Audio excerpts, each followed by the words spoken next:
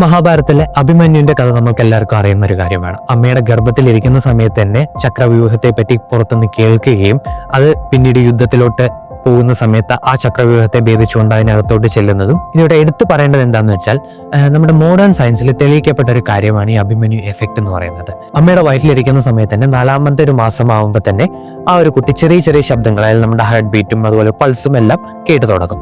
പിന്നീട് അതൊരു 6ാമത്തെ മാസത്തിലോട്ട് എത്തുമ്പോൾ പുറത്തുള്ള ശബ്ദങ്ങൾ, പുറത്ത് നടക്കുന്ന കാര്യങ്ങളും ശബ്ദങ്ങളും എല്ലാം ആ കുട്ടി കേൾക്കുന്നുണ്ടാവും.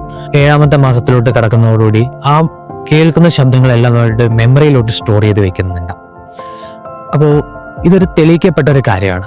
അതായത് ഒരു കുട്ടി ജനിക്കുന്നതിന് മുന്നേ തന്നെ ആ പല കാര്യങ്ങളും, പുറത്ത് എന്താണോ നമ്മുടെ സറൗണ്ടിങ്ങിൽ നടക്കുന്ന കാര്യങ്ങളും എക്സ്പീരിയൻസ് ചെയ്യുന്ന പല കാര്യങ്ങളും ആ ഒരു കുട്ടി അവിടെ കേൾക്കുകയും മനസ്സിലാക്കുകയും അകത്തോട്ട് സ്റ്റോർ ചെയ്ത് വെക്കുകയും ചെയ്യുന്നുണ്ട്.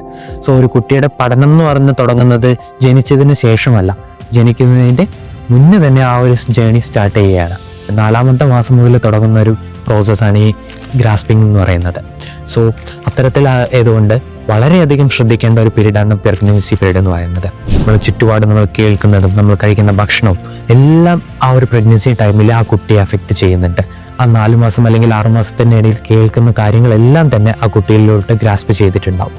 സോ അതെല്ലാം ആ കുട്ടിയുടെ മെമ്മറിയിലോട്ട് സ്റ്റോർ ചെയ്തിട്ടുണ്ടാവും. ഇപ്പം നമുക്ക് നമ്മുടെ ചുറ്റുപാടൊന്ന് ഒബ്സർവ് ചെയ്താൽ തന്നെ കാണുന്നുണ്ടാവും. ചില കുട്ടികൾ ജനിച്ച് കുറച്ച് നാൾ കഴിയുമ്പോഴേക്കും 1-2 വയസ്സാകുമ്പോഴേക്കും തന്നെ ചിലപ്പോൾ നല്ല പാട്ടിലും അല്ലെങ്കിൽ വരയ്ക്കുന്നതിലാണെങ്കിലും പല കഴിവുകളിലോട്ട് മികവ് കാണിക്കുന്നുണ്ടാവും.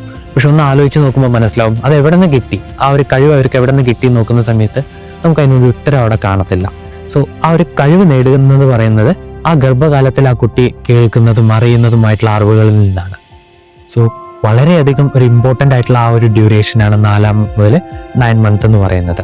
അപ്പോൾ ഈ ഒരു ടൈമിൽ നമ്മൾ കൃത്യമായിട്ടുള്ള ഒരു മെഡിറ്റേഷൻ അല്ലെങ്കിൽ യോഗ, അതായത് പോസ്റ്റ് പ്രീനാറ്റൽ യോഗ പ്രാക്ടീസ് ചെയ്യാണ്. അതിനോടൊപ്പം തന്നെ നല്ലൊരു മെഡിറ്റേഷൻസും ബ്രീത്തിങ് എക്സസൈസും എല്ലാം കൊണ്ടുപോവുകയാണെന്നുണ്ടെങ്കിൽ ആ അമ്മയുടെ ഹെൽത്തിനോടൊപ്പം തന്നെ ആ കുട്ടിയുടെ ഹെൽത്തും അതുപോലെ തന്നെ കുട്ടിയുടെ ഓർമ്മശക്തിയും ആ കുട്ടിയുടെ കഴിവുകളും എല്ലാം വളരെയധികം ഇമ്പ്രൂവ് ചെയ്യാനായിട്ട് സാധിക്കുന്നതാണ്. ഇത് നമ്മൾക്ക് ചുറ്റുപാടും ഒബ്സർവ് ചെയ്താൽ കാണാൻ പറ്റുന്നതാണ്. അതിനോടൊപ്പം തന്നെ ഈ മോഡേൺ സയൻസിൽ തെളിയിച്ചിട്ടുള്ള ഒരു കാര്യം കൂടിയാണിത്.